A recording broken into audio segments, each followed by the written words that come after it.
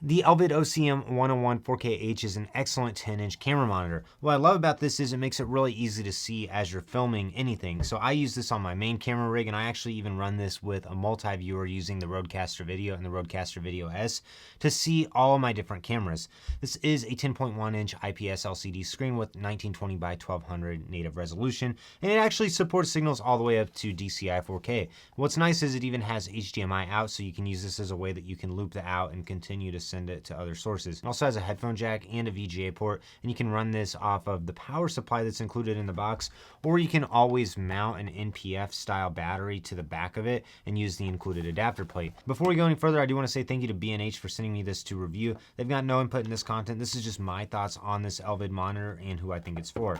One of the things I like about this setup is they actually give you many accessories in the box. Like you get this sun hood that you can use to prevent glare on it if you're using it outside. They also give you a micro HDMI to HDMI cable, and you get a little ball head adapter too, ball head to cold shoe. You can always take the cold shoe out and then just use this as a ball head and attach it to something else. And then there's the NPF to DC adapter as well.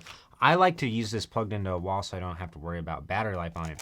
This monitor has all the essential tools in it, like focus peaking, false color, histogram, and zebras. You can choose which of them you want to enable, and I find that the menu on it is pretty easy to get around. You have a scroll wheel that you can click to go to different things, and the exit button is right beside it, so that makes it easy to get in and out from one thing to the next. This also has a built-in speaker, which can come in handy if you want to use this with a Mac Mini that you don't have as a full setup, or maybe if you're trying to use it headless and every once in a while you need a monitor, you can always pull this out as well. There's also a couple of other user assignable buttons on the top, like I've got this button assigned to turn focus peaking off and on. I can also turn my level meters off and on. First button is the power button, as well as the input button where you can go back and forth between HDMI and VGA. Also, if you continue to go down the menu, you can do things like adding safety markers. You can add the grid off or on. You can also change the overscan ratio of the screen. So depending on the way that you're using it with different cameras, you may need to adjust how much of the field of view is on this. You can also choose what the F1 and F2 buttons are assigned to, and there's many other useful tools like image flip that can be adjusted on it as well. The biggest drawback to the Elvid FieldVision is it's not a color grading monitor. It's only got 70% NTSC gamma and 8-bit color, so it's not perfectly accurate. I'd say this is really for you for framing, focus, and checking your composition, and not really for final color decisions.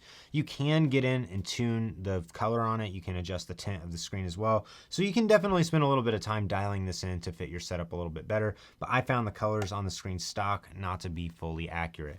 Let's note a couple other things about the construction. You've got quarter 20 threads all around. The one on the bottom is a little bit closer to the HDMI out than I would like. I wish they had a way that there was some more space by the HDMI out, because sometimes it was hard for me to get HDMI cable plugged in and to have this mounted on a magic arm. Also, the monitor is made of plastic, so you'll need to make sure you take care of this, and whenever you're threading different things onto it, don't over torque it and break the plastic. I would say this monitor is really for someone who's looking for a giant display with the easy use of HDMI in. This would be a great option if you're using it like I am for a YouTube setup, where you can have a screen directly below your camera, plug it into a Rodecaster, an ATEM, and then you can use it as a multicam. Just trust your camera's LCD or a high-end small monitor for final color tweaks, and really use these more for your framing. If you're interested in buying one of these, I have links to buy in the description below, and if you got any other questions, drop a comment down below. I'd love to hear them.